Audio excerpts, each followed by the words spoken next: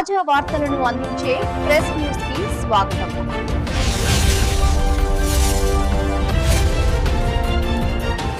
నర్సంపేటలో RTC driver ఆత్మహత్య యత్నం కలకలం. నర్సంపేట డిపోలో ఓ ఆర్టీసీ డ్రైవర్ పెట్రోల్ పోసుకొని నిప్పంటించుకోవడం తీవ్ర కలకలం రేపింది. తమ సమస్యలపై ప్రభుత్వం నిర్లక్ష్యంగా వ్యవహరిస్తోందన్న మనస్తాపంతో డ్రైవర్ శంకర్ గౌడ్ ఈ ఆత్మహత్య యత్నానికి పాల్పడినట్లు సమాచారం. ఈ ఘటనను గమనించిన తోటి సిబ్బంది వెంటనే స్పందించి మంటలను ఆర్పి ఆయనను హుటాహుటిన సమీప ఆసుపత్రికి తరలించారు. ప్రస్తుతం ఆయనకు చికిత్స కొనసాగుతున్నట్లు తెలుస్తోంది. ఈ సంఘటనతో ఆగ్రహానికి గురైన ఆర్టీసీ కార్మికులు డిపో ఎదుట ఆందోళనకు దిగారు. తమ సమస్యలను తక్షణమే పరిష్కరించాలని వారు ప్రభుత్వాన్ని డిమాండ్ చేశారు. సంఘటనపై పూర్తి వివరాలు తెలియాల్సి ఉంది.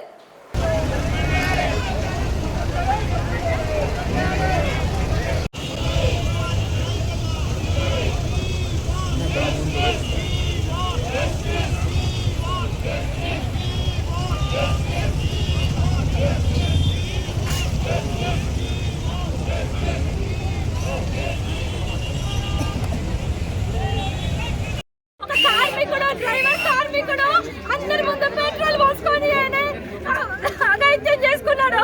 ఆయన మా మేడం కనికరించట్లేదు. మా మేడం బయటికి రాకపోతే నర్సన్న డిపోలో ఉన్న ప్రతి ఒక్క కార్మికుడు పెట్రోల్ పోసుకొని ఒక్క బస్సు బయటికి పోవద్దు. బస్సు బయటికి పోవాలంటే టైర్లు మా అందరి మీదకి చెక్కిపోవాలి. అదే మేము విన్నవించుకున్నది. మేము ఏమి కోరుకుంటలేము. బస్సులు మేము ఇంతవరకు ప్రశాంతంగా చేసుకున్నాం. ఎవరి మీదకి పోలేదు. ఏ ఒక్క బస్సు ఆపలేదు. నైపుణ్యం లేని డ్రైవర్లను పెట్టిండు. యాక్సిడెంట్ అయినాయి. ప్రజలు కూడా ఒక మనిషి చచ్చిపోయిండు. నిన్న చనిపోయిండు. ఇవాళ ప్రతి ఒక్కరికి గాయాలు. ఒక మహిళా కండక్టర్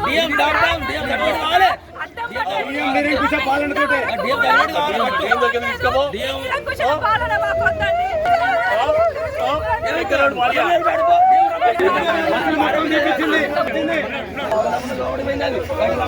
చెందిన డ్రైవర్ కోలా శంకర్ గౌడ్ 651-560 అతను ఈరోజు నర్సంపేట డిపోలో మేము శాంతియుతంగా సమ్మె చేస్తున్న క్రమంలో ఆందోళనకు గురయ్యి ఆర్టీసీని ప్రభుత్వంలో విలీనం చేస్తలేరనే ఉద్దేశంతో రేవంత్ రెడ్డి గారి సర్కారు మాకు మాయమాటలు చెప్పి మాకు మేనిఫెస్టోలో పెట్టి దానికి నిరసనగా ఈరోజు ఆత్మహత్య ప్రయత్నం చేయడం జరిగింది.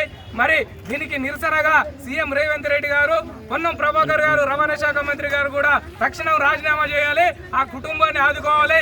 ఇమ్మీడియట్లీ హైదరాబాదులో ఈరోజు మీ మినిస్టర్లతోటి కమిటీ వేసి తక్షణమే మా జేఏసీ నాయకులకు సంబంధించిన 32 డిమాండ్లను తక్షణమే నెరవేర్చాల్సిందిగా కోరుకుంటున్నాం.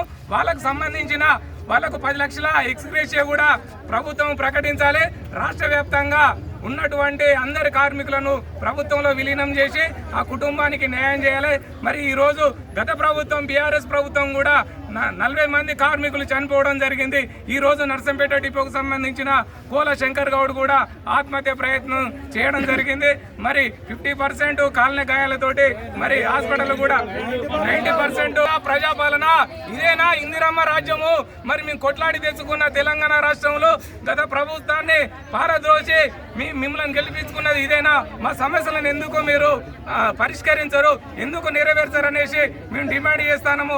ఇప్పటికైనా కూడా ఇమ్మీడియట్లీ హైదరాబాద్లో అత్యవసర సమావేశం ఏర్పాటు చేసి ఇమ్మీడియట్లీ జేఏసీ నాయకులను పిలిచి తక్షణమే ఆర్టీసీని ప్రభుత్వంలో విలీనం అపాయింటెడ్ డేటు అదేవిధంగా పీఆర్సీలను కూడా ప్రకటించవలసిందిగా మేము డిమాండ్ చేస్తాను.